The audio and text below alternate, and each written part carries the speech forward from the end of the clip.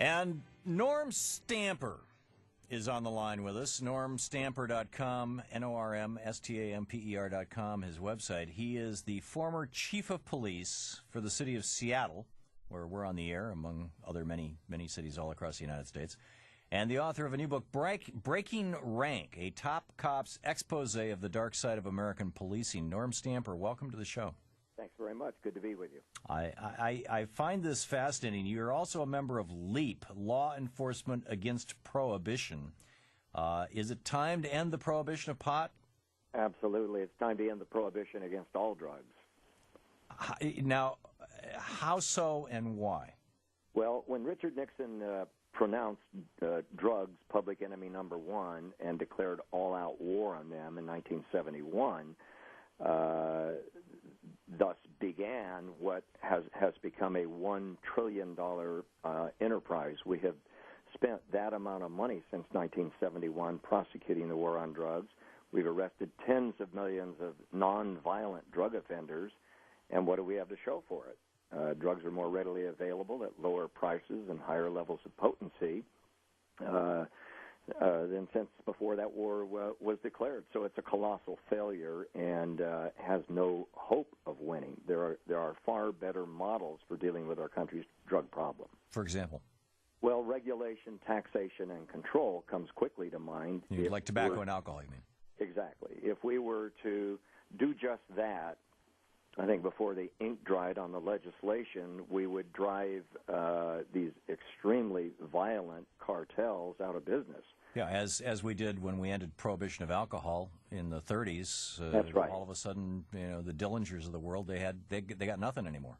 Well, Al Capone is or Al Capone, essentially, and he's kind of the iconic character because he made his name on prohibition, and he was essentially driven out of business when prohibition was repealed. Right.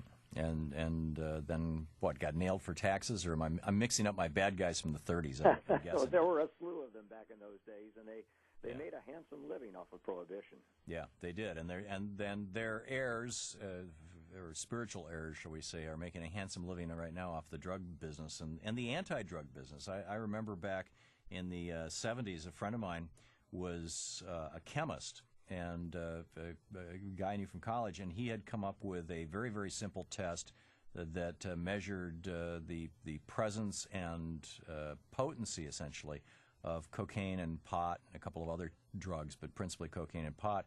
And he started selling this stuff in the back of High Times as a magazine as because the chemicals cost him like 5 cents, and he was selling them for like $2 for people so that they could test their pot and they could test their coke to see if it was really any good. And so it was like, drug users were buying it.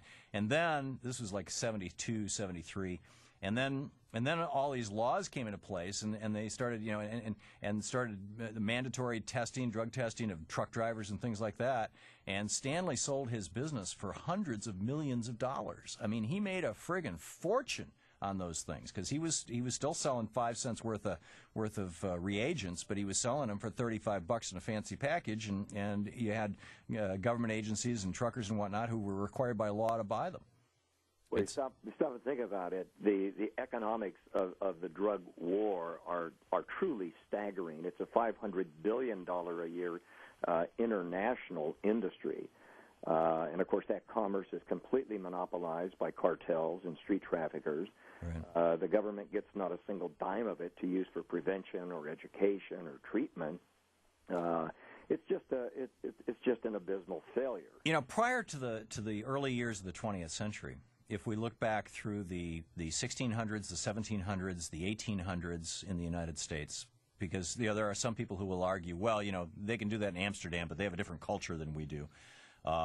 So let's look at America. Let's look at North America. And let's look at what's now the United States of America. All of these drugs were widely available. Lydia Pinkham's tonic contained opium. There were a number of, they called them vegetable cures. Typically they had a little bit of opium in them, sometimes a little bit of cocaine. Coca-Cola was originally, the stimulant drug in it was cocaine.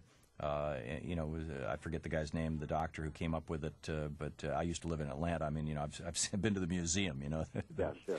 And we really didn't have, actually in one of his letters, Edgar Allan Poe wrote about about the drug addicts, in New York City and in the village that he knew of.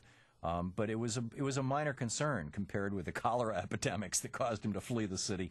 They were basically just treated as the alcoholics. I mean, we had a drug subculture, but it was a relatively marginal one. Well, alcoholism and other drug addictions a horrible thing. And it's useful, I think, to stop and ask ourselves, what are we doing to prevent that? What are we doing to educate our population? What are we doing to provide treatment for those people who want and in many cases just desperately need treatment? But we're spending too much money on interdiction and enforcement to do that, about 7-to-1 ratio of enforcement over treatment, for example. We're talking with Norm Stamper, the former chief of police for the city of Seattle. His new book, Breaking Rank, A Top Cop's Expose of the Dark Side of American Policing, the website normstamper.com. And Chief Stamper, or former Chief Stamper, I'm not sure what your title should be. Norm works. Norm, okay.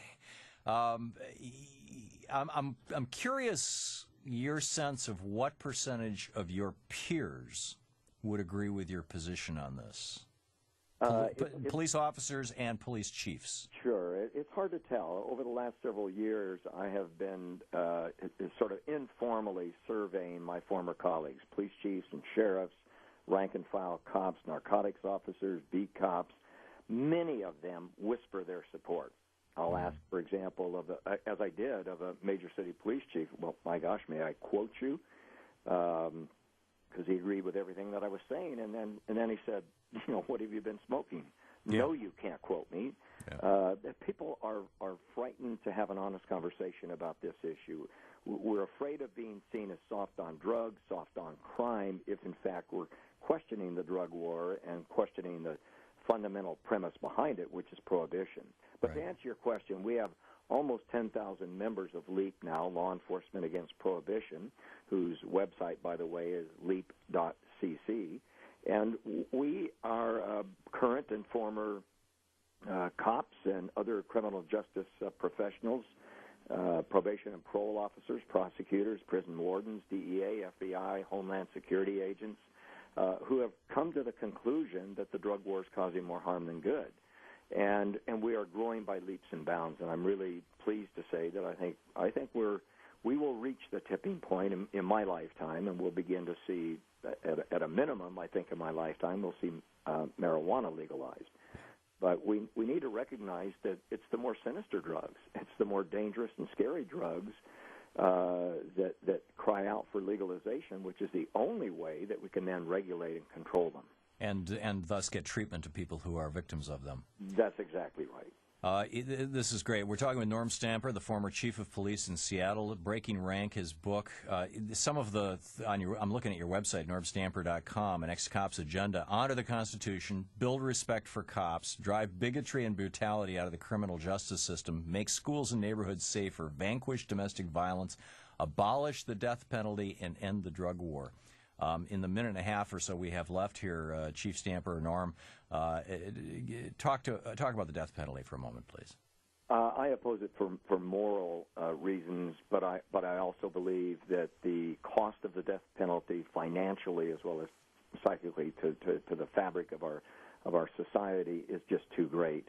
The prospect of putting to death an innocent person ought to cause us all, I think, to opt for that one penalty that assures public safety and accountability, and that is a true life sentence in those cases that today would call for a capital offense prosecution and execution. Right. It's just wrong to my way of thinking, and most of the world now feels the same way.